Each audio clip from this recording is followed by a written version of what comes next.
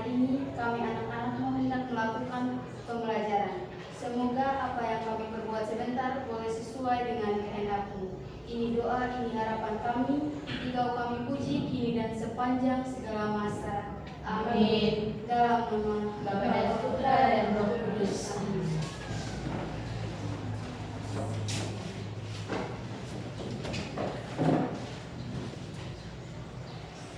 Ya, dengan absen ya. Ya. Tiara. Hadir Pak. Angel. Hadir Pak. Berlin. Hadir Pak. Belinda. Hadir Pak. Leo. Hadir Pak. Jovan. Hadir Pak. Janet. Hadir Pak.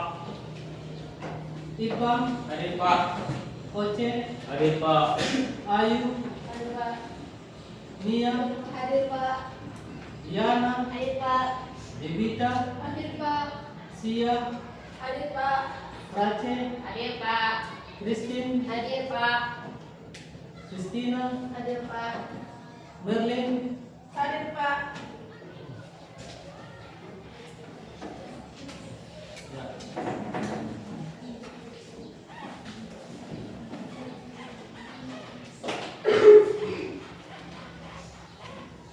Nah, kesepakatan. Kelas. Apa kita punya kesepakatan? Menyelesaikan waktu. Mengikuti pelajaran dengan aktif. Menghargai sesama siswa dan guru. Mengerjakan tugas dengan jujur. Berpartisipasi aktif. Satu berbicara, semua mendengarkan.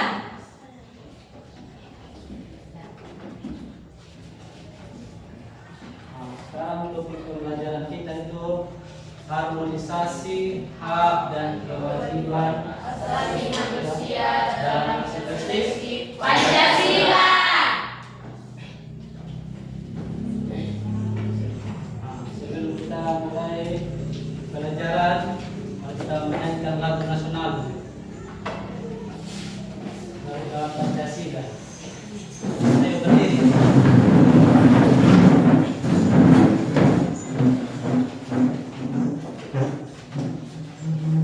Satu, dua, tiga.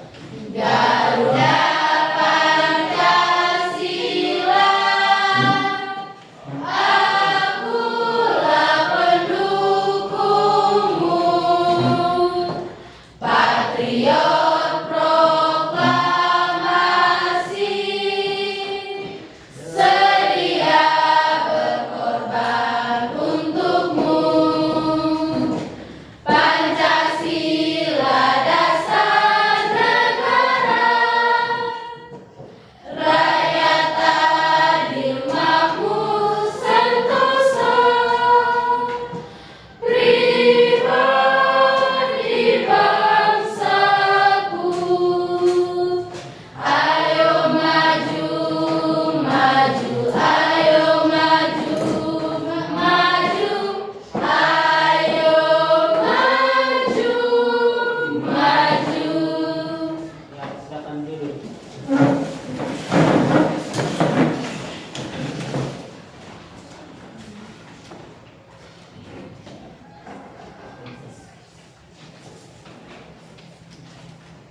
Apa yang kalian ketahui tentang HAM? HAM adalah hak dasar yang dimiliki setiap orang sejak lahir. Ya. Jadi tepuk tangan buat ini Materna.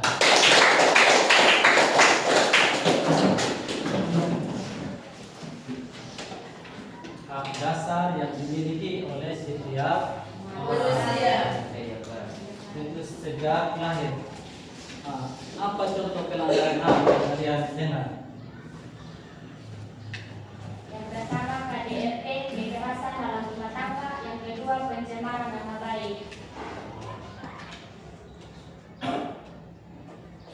Pencemaran nama baik, KDRT, kekerasan dalam rumah. Tangga.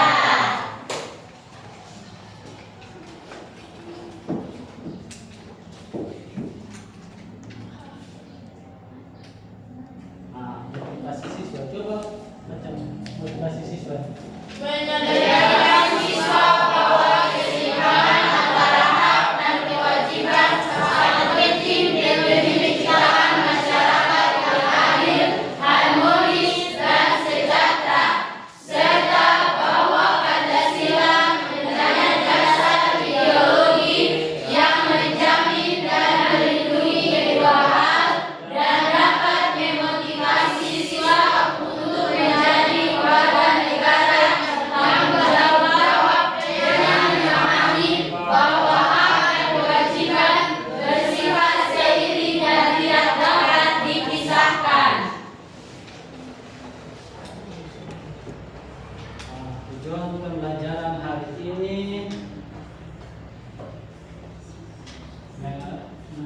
kasus-kasus pelanggaran hak asasi manusia dalam perspektif Pancasila untuk mewujudkan harmoni dan kewajiban asasi manusia dalam kehidupan berbangsa dan negara.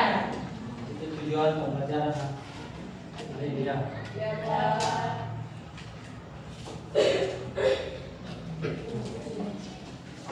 Yang kedua itu menyajikan hasil analisis kasus-kasus pelanggaran hak asasi manusia itu dalam perspektif Pancasila. Itu untuk mewujudkan Harmoni hak dan kewajiban asasi manusia dalam kehidupan berbangsa dan bernegara. Nah, yang ketiga memahami Substansi hak dan kewajiban asasi manusia dalam perspektif dalam perspektif Pancasila.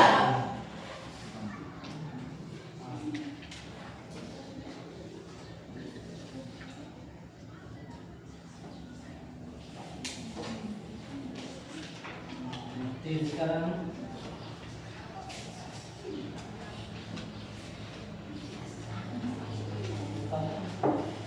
hak asasi manusia. Hak asasi manusia adalah hak dasar yang melekat setiap manusia itu sejak lahir sebagai anugerah Tuhan yang Maha Esa. Nah, ciri-ciri hak asasi itu hakiki. Hakiki itu ada sejak lahir dan tidak diberikan kepada orang lain atau pihak lain. Universal. Universal itu berlaku untuk semua orang tanpa memandang Status. tidak dapat dicabut. Tidak dapat dicabut itu tidak bisa dicabut atau diserahkan kepada Pihak lain. pihak lain. Tidak dapat dibagi. Setiap orang berhak mendapatkan semua jenis hak asasi, baik hak sipil maupun hak ekonomi, politik, sosial dan Budaya. contoh hak untuk hidup, hak atas kebebasan, hak atas kebahagiaan, hak atas keadilan.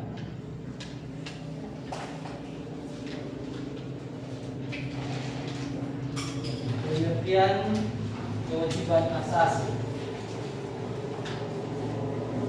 Kewajiban asasi itu adalah beban dasar. Beban dasar yang harus dilaksanakan oleh setiap manusia. Itu sebagai konsekuensi dari hak asasi yang dimiliki.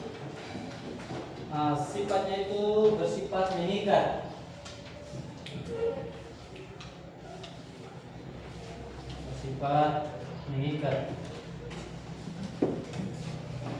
Dan harus dilaksanakan tanpa pengecualian.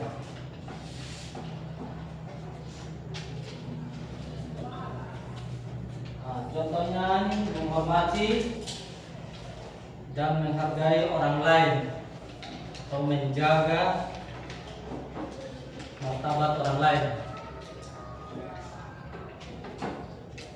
Setiap manusia serta menghargai agama atau kepercayaan orang lain. Hubungan hak dan kewajiban. Hubungan hak dan kewajiban ini itu merupakan dua hal yang tidak dapat dipisahkan dan memiliki hubungan sebab akibat. Itu seseorang mendapatkan haknya itu karena memenuhi kewajiban untuk menghormati hak orang lain. keseimbangan antara hak dan kewajiban itu akan menjadi ketidakadilan atau ketidakkeseimbangan atau kekacauan. Landasan hukum hak asasi manusia atau HAM. Di Indonesia itu meliputi Undang-Undang Negara Republik Indonesia itu tahun 1945. Terus sebagai berbagai undang-undangan dan peraturan lainnya. Undang-Undang Dasar tahun 1945 itu khususnya pada pasal 28A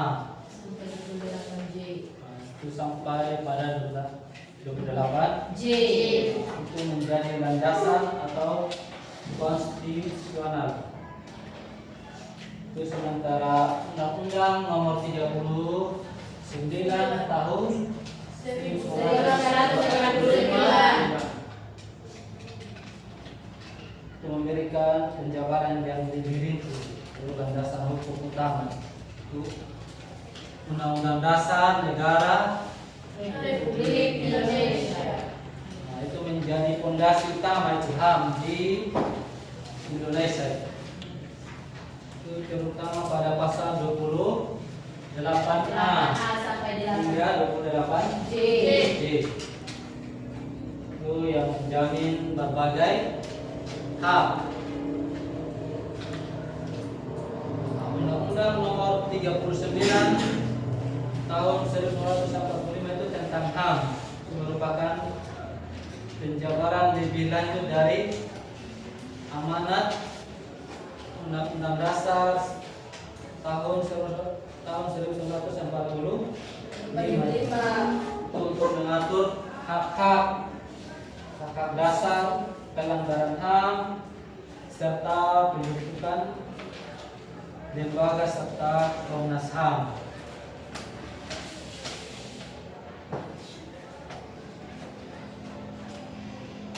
Itu deklarasi universal HAM.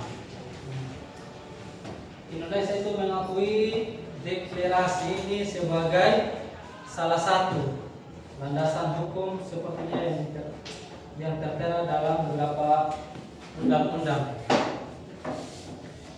yang mengesahkan perjanjian internasional, itu landasan hukum lainnya.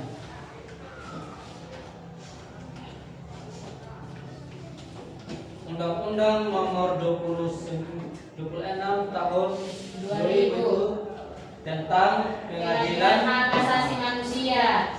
Tentang pengadilan hak asasi manusia yang mengatur mekanisme itu pengadilan terhadap pelanggaran HAM.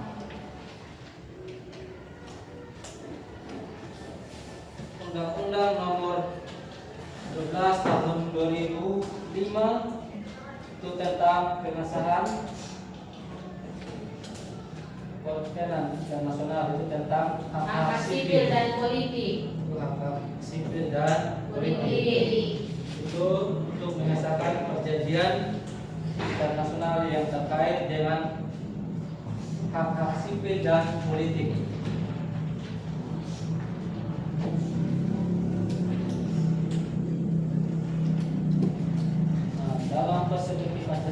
Dalam perspektif Pancasila itu adalah penghormatan terhadap martabat manusia, itu yang didasarkan pada nilai-nilai Pancasila, itu yang berarti hak asasi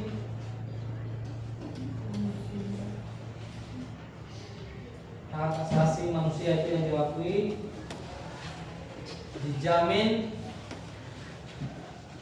karena setiap individu adalah makhluk ciptaan Tuhan,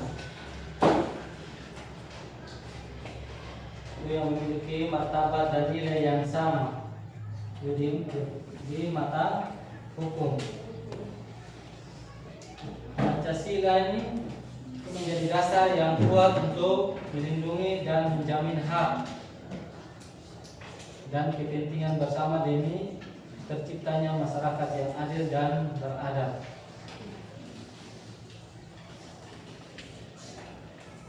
Implementasi HAM dalam setiap sila Pancasila.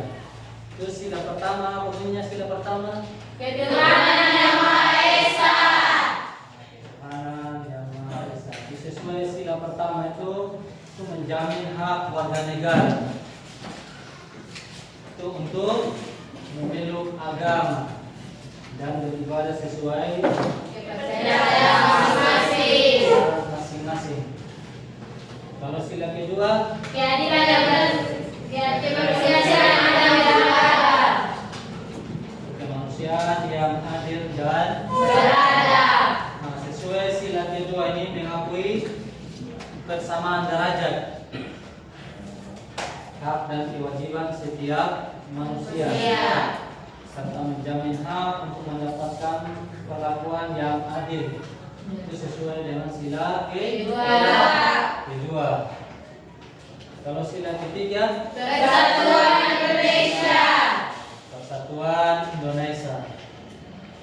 Persatuan Indonesia ini mengutamakan persatuan dan keselamatan bangsa di atas kepentingan pribadi.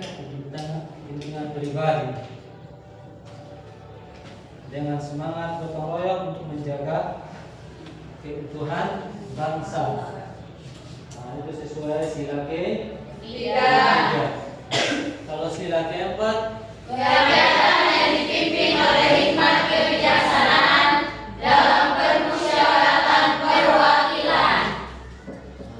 sesuai sila keempat ini itu menghargai setiap warga negara untuk menyampaikan pendapat atau saran di dalam dan musyawarah mufakat tanpa tekanan serta mengutamakan kepentingan negara dan masyarakat. Nah, kalau sila kelima, Keadilan sosial bagi seluruh rakyat Indonesia. sesuai sila kelima itu mengakui hak milik perorangan yang dilindungi negara untuk menjaga keseimbangan antara hak dan Kewajiban. serta memberikan kesempatan yang sama kepada masyarakat untuk memperoleh keadilan dan Kesejahteraan.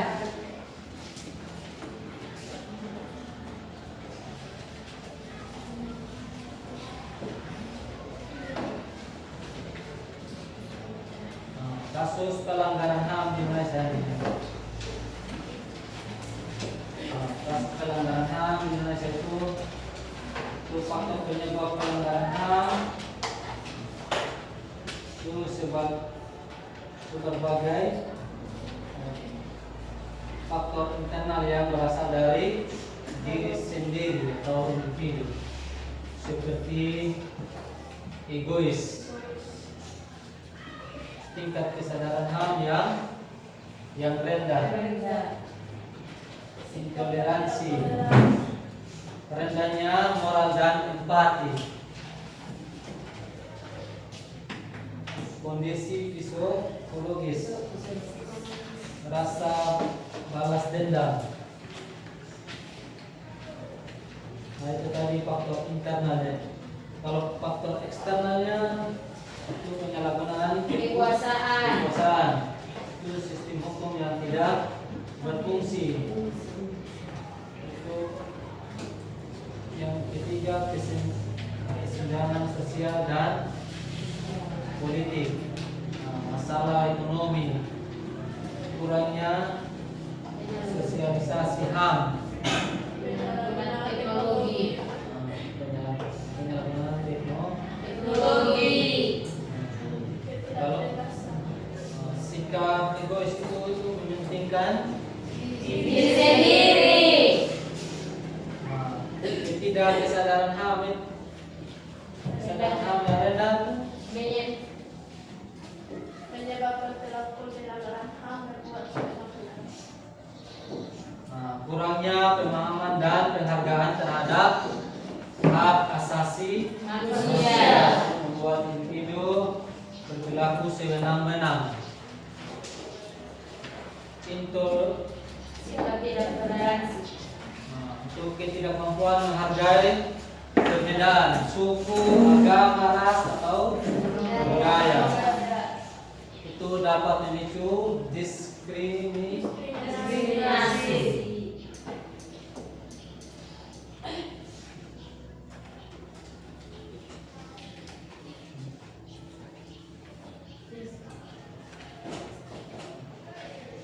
Sekarang bentuk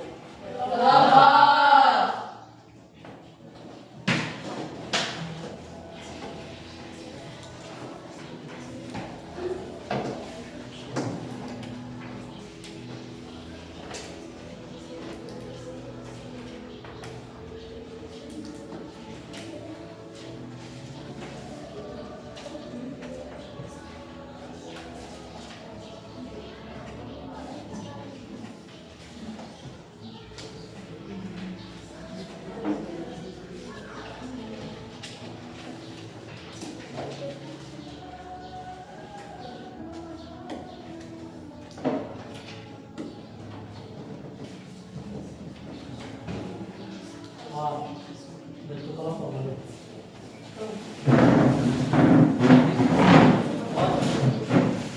Dari sini. 1, 2, 3, 4,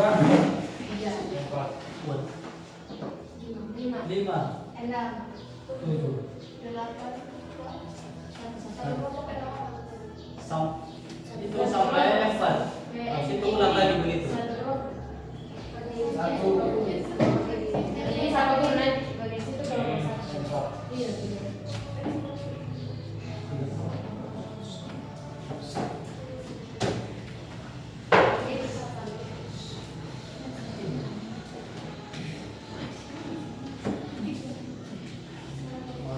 Ini kelompok 1,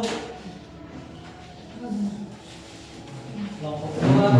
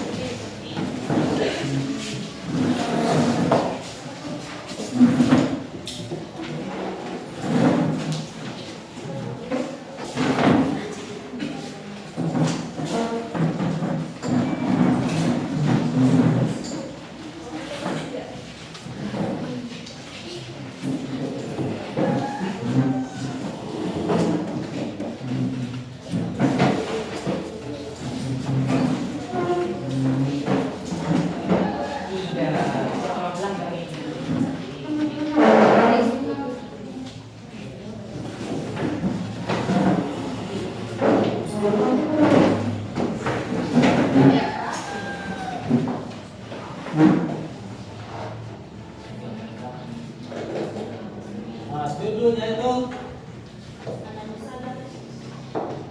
analisis pelanggaran HAM dalam.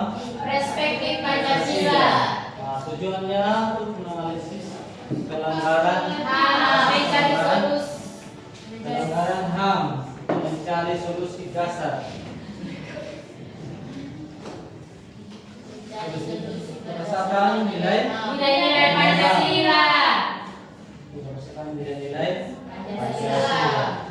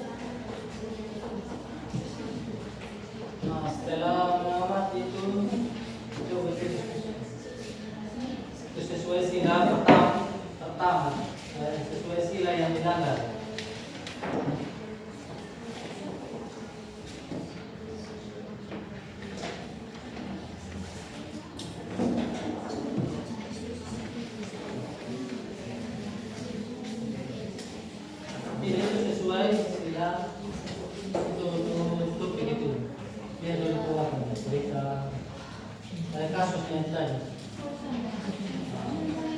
Nah, itu sesuai sila keberapa dia pelanggaran HAM.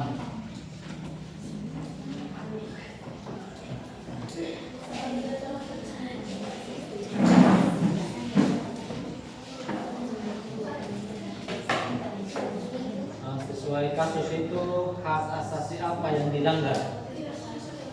Sesuai tutupnya itu tadi.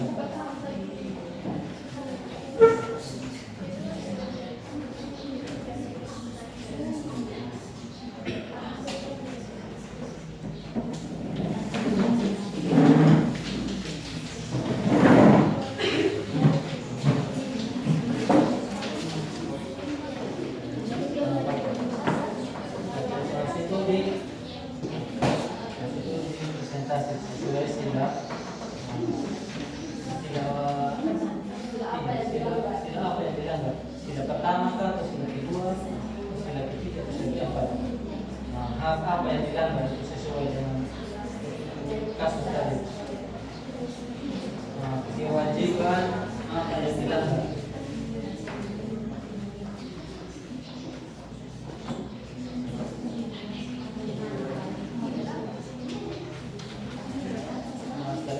Bagaimana solusi yang sesuai dengan nilai Pancasila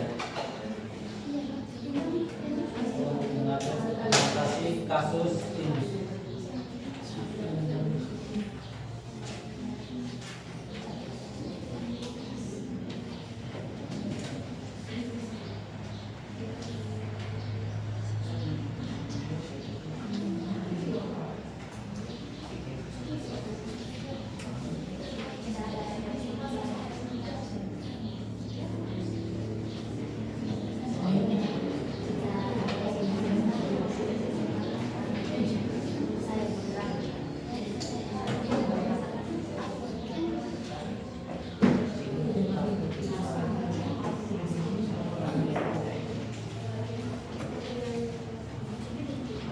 Kasus apa yang terjadi? Ada pelanggaran HAM yang diberikan. Pada pelanggaran HAM yang diberikan sila Pancasila mana yang dilanggar dalam kasus ini sesuai itu penjelasan tadi. Hak asasi apa yang dilanggar? Kewajiban asasi apa yang tidak dilaksanakan? Bagaimana solusi yang sesuai dengan nilai Pancasila untuk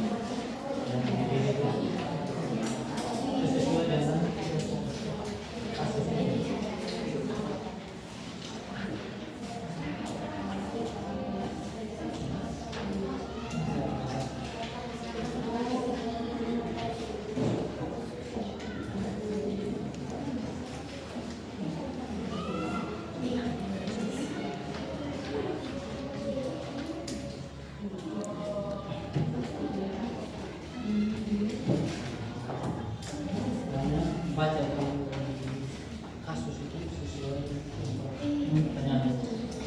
Sila mana yang dilakukan dalam kasus.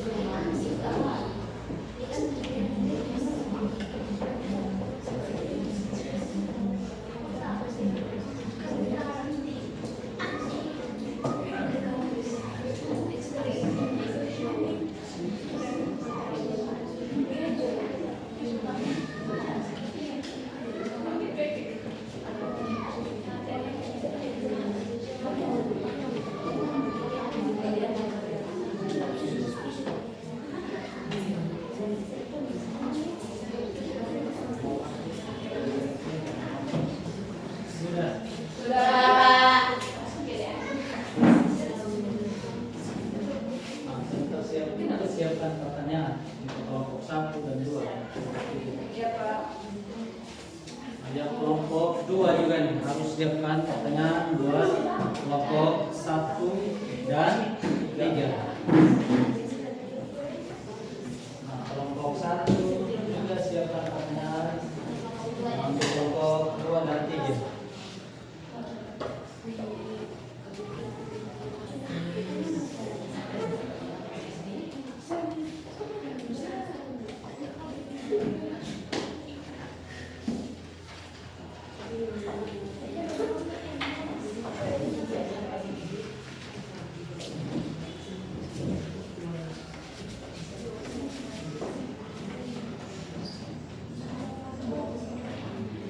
Sudah. Sudah. Kelompok 2 sudah. Kelompok 3 Sudah, Pak.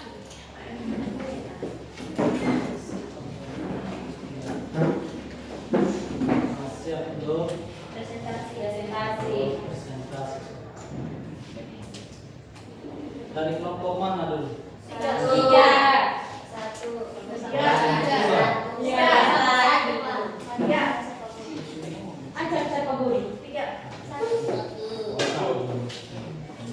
Dari kelompok 1.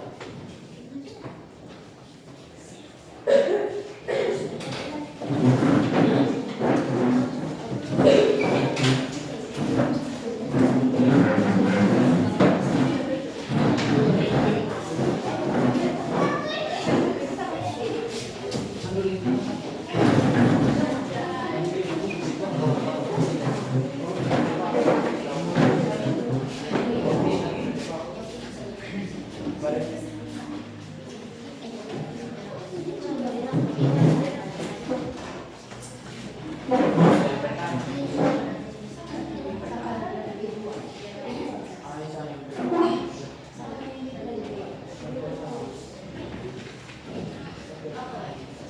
baik, terima kasih atas waktu dan kesempatan yang diberikan kepada kami kelompok 1. Kami akan mempresentasikan hasil diskusi kami. Sebelum itu, kami akan memperkenalkan diri kami masing-masing. Perkenalkan, saya Diana sebagai moderator utama. Saya Jovan sebagai pemateri 1. Saya Minjas sebagai pemateri 2. Perkenalkan saya Dia. Perkenalkan saya Leo. Perkenalkan saya Jen.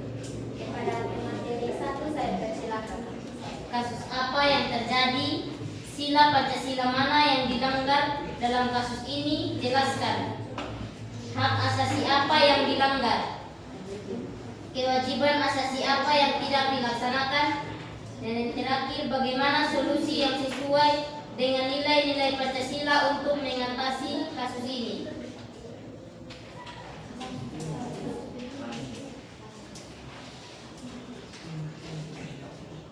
Kasus yang kami analisis adalah pembangunan merampas hak masyarakat adat. Walau pemerintah berganti, program-program pembangunan terus mengancam hak-hak masyarakat adat di sejumlah daerah. Salah satunya proyek lumbung pangan, food estate di Papua dan Sumatera Utara yang merupakan proyek strategis nasional atau PSN. Masyarakat adat di Merauke, Papua maupun Humbang, Hasundutan, Sumatera Utara memproses proyek lumbung pangan ini karena mengabaikan hak-hak adat atas tanah dan tanpa konsultasi memadai, sehingga menimbulkan konflik dan keresahan. Ancaman masih dialami warga yang terdampak proyek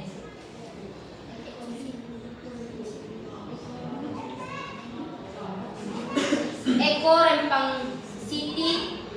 Intimidasi berlanjut bagi yang mempertahankan tanah leluhur, sedangkan warga kampung lama Tembesi, Tower Batam digusur karena wilayahnya akan dijadikan kawasan industri. Hak nelayan atas laut dan sumber penghidupan dilanggar oleh pembuatan pagar laut di perairan wilayah Tangerang hingga Bekasi. Pagar laut menghalangi mereka melaut dan telah melanggar hak nelayan, meski kemudian pemerintah mulai membongkarnya. Sangat jelas bahwa negara nyaris kehilangan peran pelindung masyarakat dalam kasus pagar laut ini, kata Usman. Setiap program pembangunan harus dilakukan dengan menghormati hak masyarakat adat, termasuk melalui konsultasi bermakna dan kompensasi yang adil. Negara harus segera menghentikan proyek-proyek yang telah merugikan masyarakat adat, tambah Usman.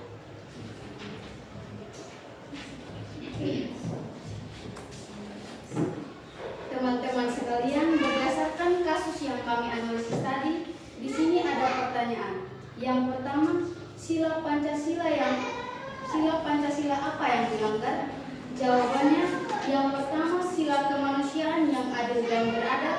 Yang kedua, sila keadilan sosial bagi seluruh rakyat Indonesia. Dan pertanyaan yang kedua, hak asasi apa yang dilanggar?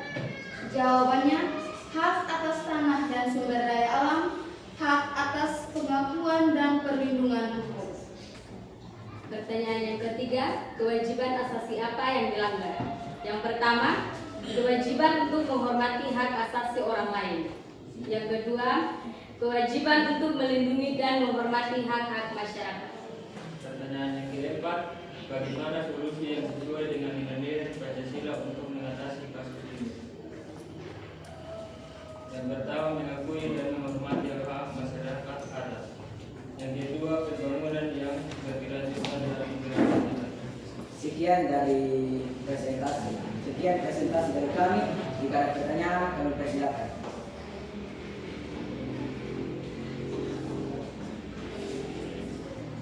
Ada pertanyaan?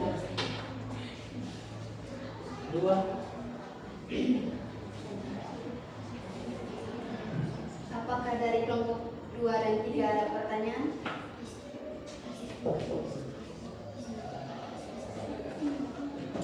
Kenapa hak-hak diabaikan? Kenapa hak diabaikan?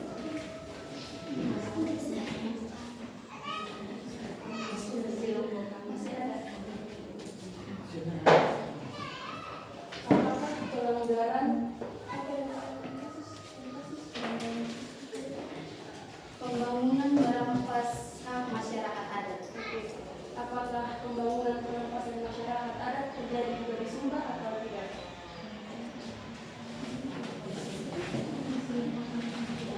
Bisa diulang pertanyaan pertama. Pertanyaan Pembangunan itu kenapa hak diabaikan?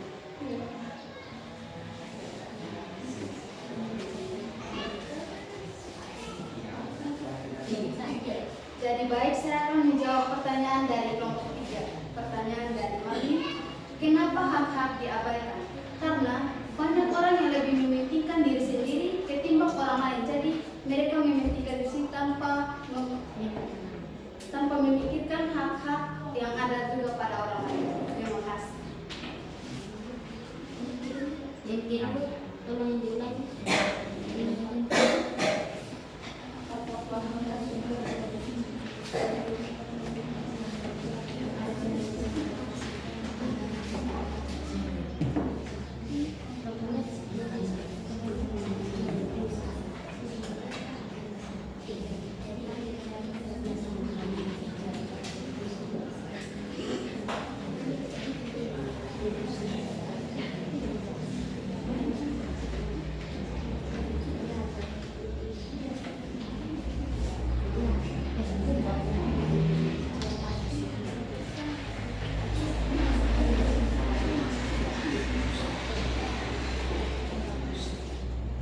Saya akan menjawab pertanyaan dari kelompok 3.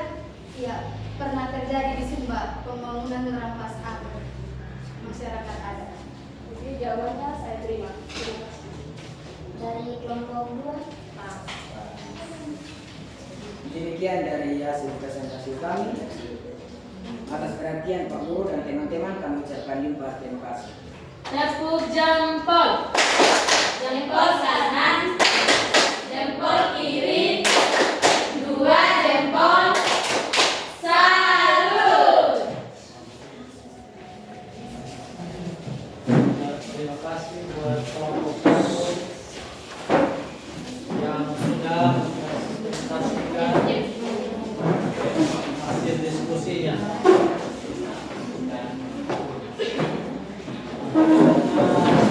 Lihat lagi, kerja harus kompak, aktif. Nah, sekarang di kelompok 2.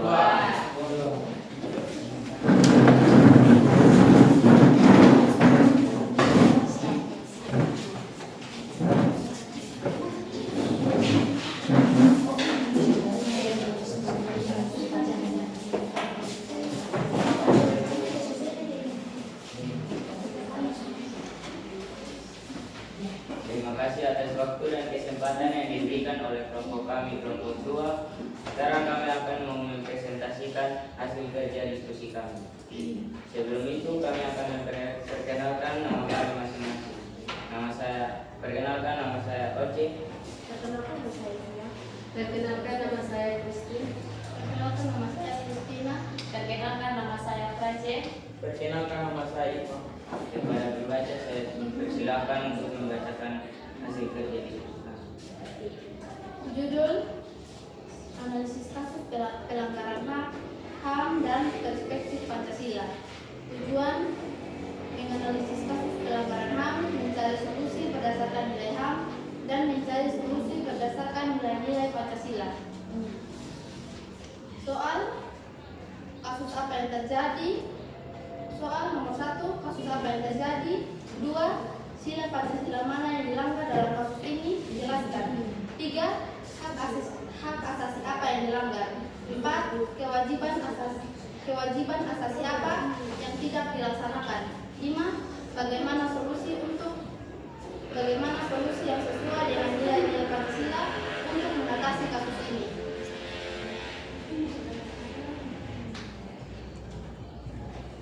Yang pertama, kebebasan berekspresi merupakan salah satu hak yang mendapatkan eksepsi selama 100 hari pertama pemerintah baru mirip periode pemerintah Jokowi.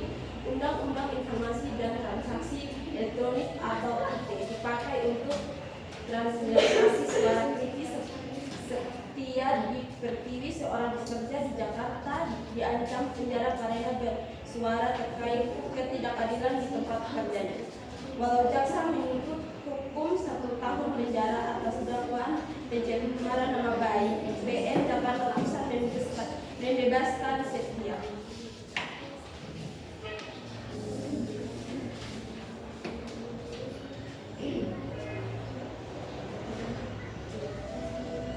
Jadi dari judul kasus yang kami bacakan tadi, intimidasi dan kriminalisasi kebebasan berekspresi. Soal yang pertama, sila Pancasila yang dilanggar. Jawab, melanggar sila keempat Pancasila, yaitu sila ini menjamin kebebasan warga negara untuk menyampaikan pendapat dan aspirasi kuat, intimidasi dan kriminalisasi. Soal nomor 2, hak asasi apa yang dilanggar? Jawab, hak atas kebebasan berekspresi dan hak atas kebebasan berbicara. Soal nomor 3, kewajiban asasi apa yang dilanggar? Jawab, 1. Kewajiban untuk menghormati. 2. Hak asasi orang lain. 3. Kewajiban untuk menghormati hukum. 4. Kewajiban untuk menghormati hukum. Soal nomor 4, bagaimana solusi yang sesuai dengan nilai-nilai Pancasila untuk mengatasi kasus ini? Jawab, 1. Meningkatkan kesadaran masyarakat tentang nilai-nilai Pancasila. 2. Pencegahan hukum yang tegas dan adil. Demikian hasil presentasi dari kami. Jika ada teman-teman yang mau bertanya, kami persilakan. Kelompok 1. Saya dari kelompok 1 ingin mengajukan pertanyaan. Kebebasan berekspresi itu yang seperti apa?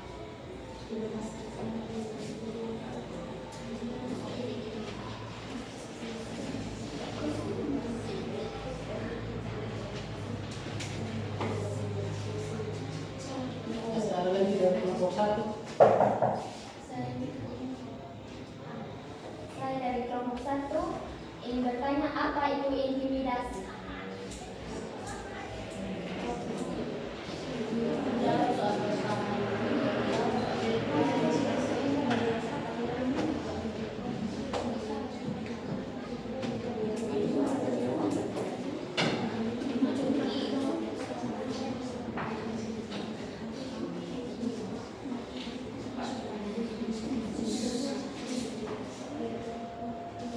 Kami akan menjawab pertanyaan nomor 1, itu kebebasan berekspresi. Kebebasan berekspresi merupakan salah satu hak yang mendapatkan resepsi selama 100 hari pertama pemerintah baru. Bagi pemerintah baru. Jawaban dari teman kelompok 2 saya terima. Terima kasih.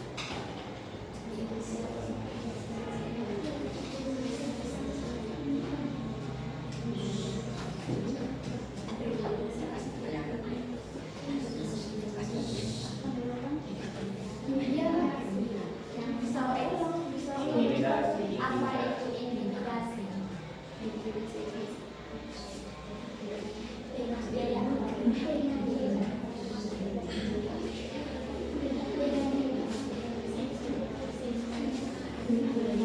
Saya akan menjawab pertanyaan dari kelompok 1.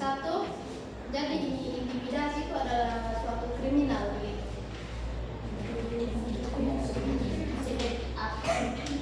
Contoh.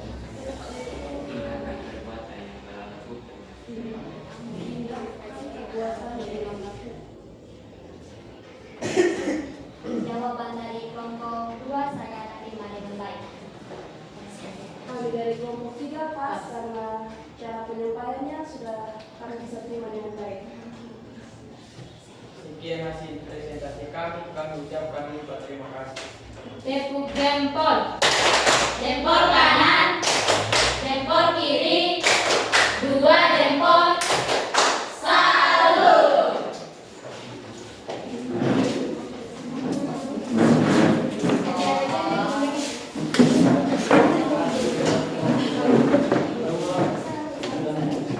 Kita presentasikan dengan baik. Nah, itu lebih giat lagi untuk lebih fokus lagi. Nah, lanjut kelompok 3.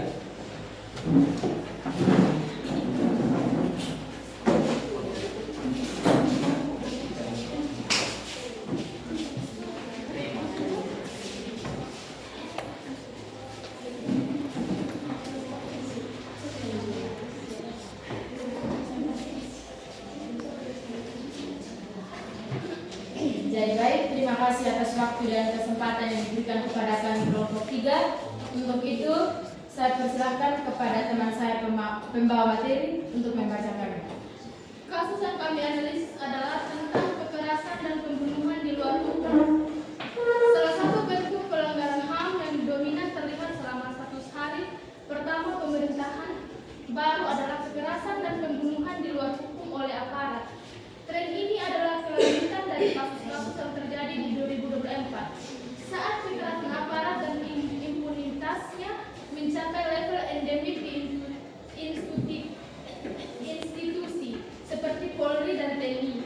Amnesty International Indonesia mencatat dari 21 Oktober hingga 30 Desember di 2024 terdapat setidaknya 17 kasus pembunuhan di luar hukum oleh aparat Polri maupun TNI dengan jumlah korban 17 orang warga sipil. Munculnya kasus-kasus pembunuhan di luar hukum menunjukkan pemerintah Bali tidak memiliki niat yang serius untuk memutus rantai kekerasan aparat dan enggan untuk memutus mata rantai di tubuh kepolisian dan TNI, kata Usman. Data ini termasuk sekelompok personel TNI AD yang menyerang warga di sebuah desa di Deli Serdang, Sumatera Utara yang menewaskan seseorang warga sipil dan melukai beberapa orang lain pada November lalu. Di bulan yang sama di kota Semarang, Jawa Tengah, seorang polisi menembak pelajar hingga tewas dan 2 temannya luka. Kepolisian di Semarang bahkan sempat membuat narasi palsu bahwa korban adalah anggota geng Kaburai. Pembunuhan di luar hukum oleh aparat terus menjadi di tahun 2025. Awal Januari lalu, seorang pengusaha rental mobil tol Tangerang Barat ditembak mati oleh anggota TNI. Sebanyak 3 anggota TNI diduga terlibat dalam kasus pembunuhan tersebut. Tahun 2025 diawali kombinasi mematikan kelalaian polisi melindungi warga dari aksi penyalahgunaan senjata api oleh aparat TNI yang berujung pembunuhan di luar hukum. Itu hanya satu dari rangkaian pembunuhan di luar hukum yang terjadi tiap tahun. Ini menegaskan awal buruk menegakkan HAM bagi pemerintahan baru, kata Usman. Insiden-insiden ini menimbulkan ketakutan dan trauma mendalam di kalangan warga, apalagi tanpa transparansi dan akuntabilitas yang memadai dari mekanisme. Pelaku harus diadili melalui proses hukum yang objektif dan memenuhi rasa keadilan lewat mekanisme peradilan umum. Kata Usman, institusi Polri dan TNI selalu memakai istilah hukum jika anggotanya terlibat kasus-kasus pidana atau pelanggaran HAM. Istilah ini cenderung dipakai untuk menghindari tanggung jawab institusi.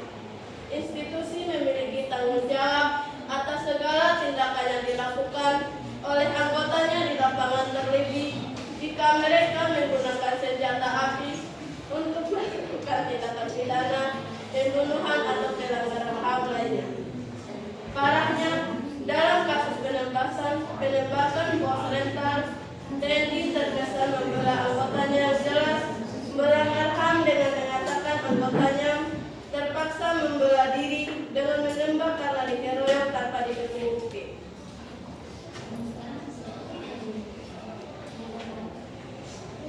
Jadi teman-teman, dari kasus yang kami analisis ada beberapa pertanyaan. Yang pertama, sila Pancasila yang dilanggar, yaitu ketuhanan yang Maha Esa, kemanusiaan yang adil dan beradab, keadilan sosial bagi seluruh rakyat Indonesia.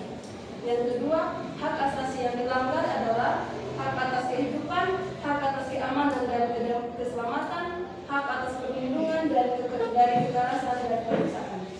Yang ketiga, kewajiban asasi yang dilanggar yaitu kewajiban untuk menghormati hak asasi orang lain, kewajiban untuk tidak melakukan kekerasan.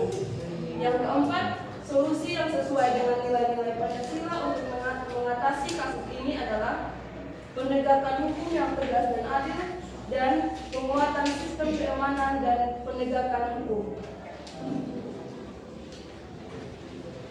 Sekian hasil presentasi kami. Jika ada kelompok lain yang ingin bertanya, kami persilahkan.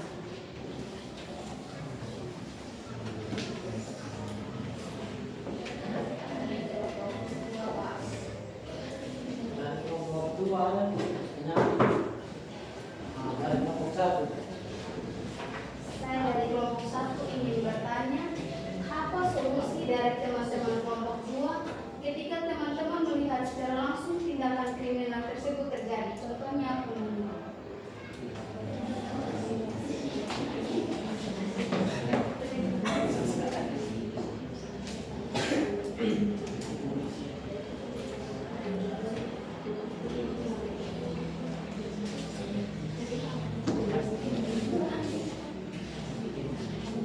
Kami akan menjawab pertanyaan dari kelompok 1. Solusi yang akan kami lakukan jika kami melihat sesuatu tindakan kriminal, contohnya pembunuhan, yaitu kami akan segera menghubungi wewenang yang berwajib, misalnya polisi. Sekian. Jawabannya sangat pas, terima kasih. Masih ada?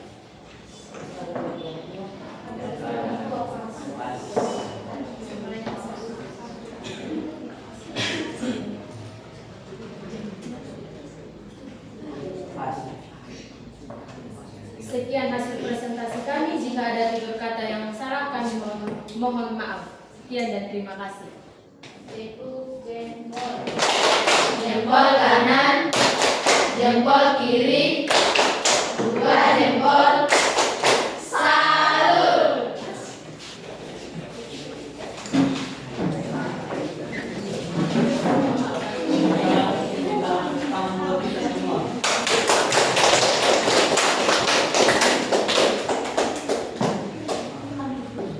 Tadi yang kamu presentasi yang kelompok 1, 2, dan 3 ini sangat bagus, sangat jelas. Nah, jadi banyak lagi lebih mantap lagi ya.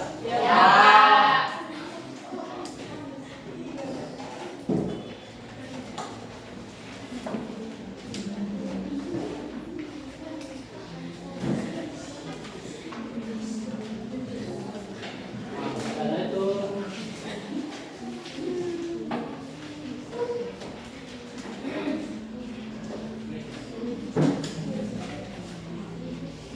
refleksi untuk apa yang telah kalian pelajari dan bagaimana kalian dapat menerapkan dalam Kehidupan sehari-hari.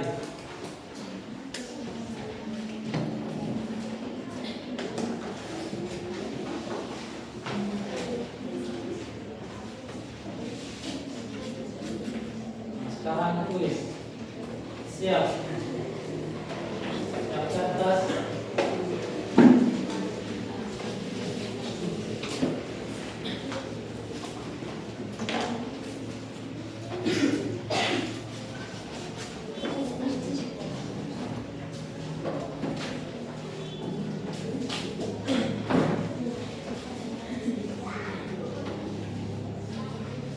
Hak dasar yang melekat pada setiap manusia itu sejak lahir.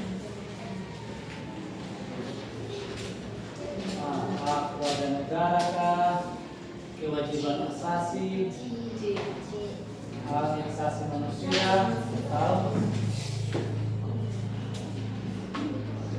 pakai tulis saja. Tulis di kertas. Sudah nomor 1? Sudah. Nomor 2. Nomor 2. Berikut ini yang merupakan contoh hak asasi manusia adalah apa?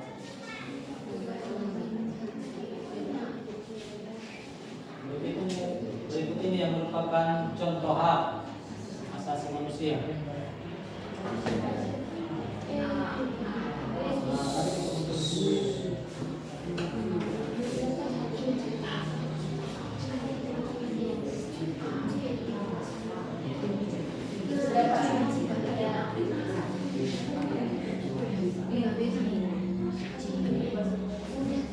Sudah, Pak. Sudah. Sudah. Nomor 3. nilai Pancasila yang menjamin hak kebebasan beragama. Itu sesuai sila keberapa dan nilai Pancasila yang menjamin hak kebebasan beragama.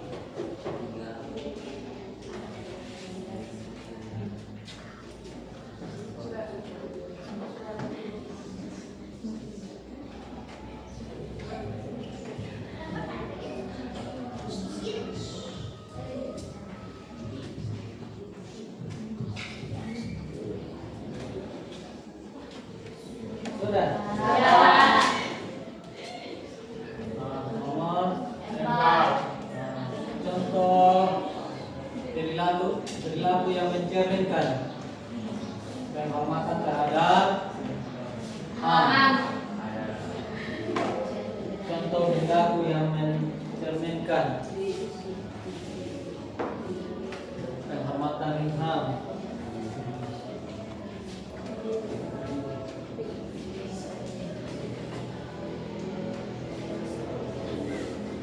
Sudah.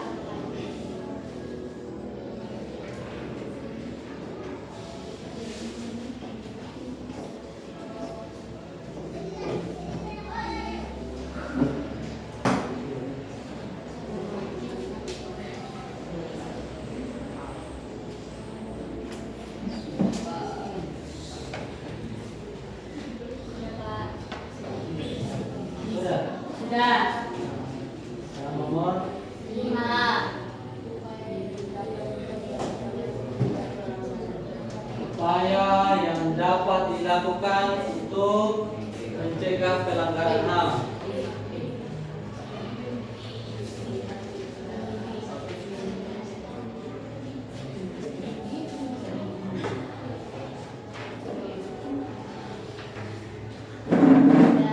Sudah, Pak.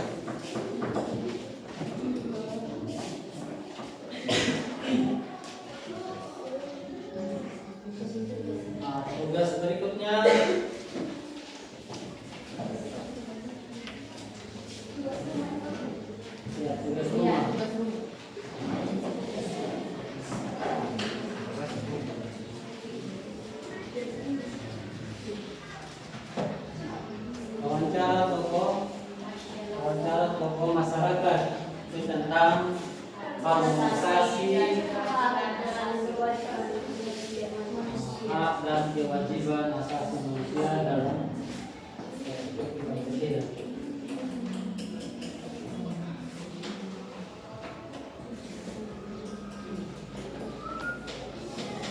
Nah, materi berikutnya kita lanjut di substansi hak dan kewajiban hak asasi manusia.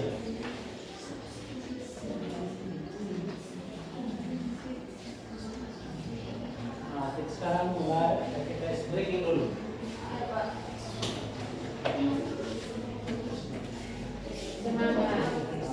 Semangat buat kita. Ayo, bangun.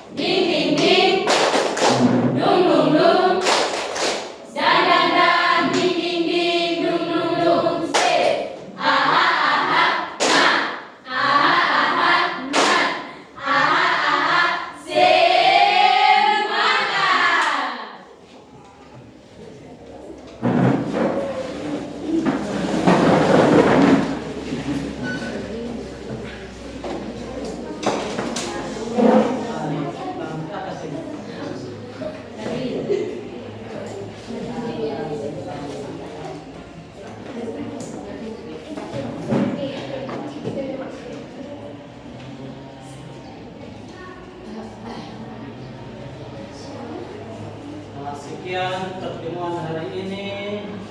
Mari kita tutup dengan doa. Ayo bangun.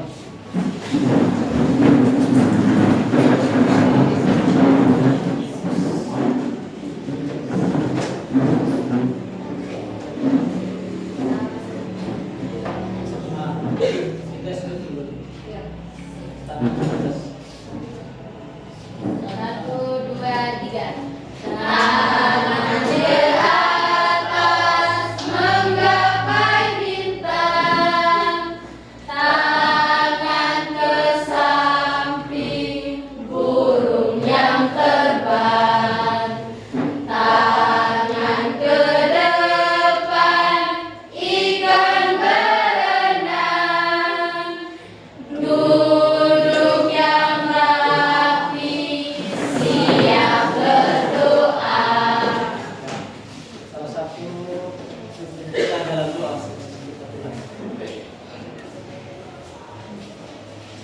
Guru dan teman-teman, mari kita satu dalam doa. Dalam nama Bapa, Putra dan Roh Kudus. Alamat Tunggal, Bapa, Putra dan Roh Kudus. Terima kasih atas penyertaan-Mu dari awal pembelajaran kami hingga pada akhirnya.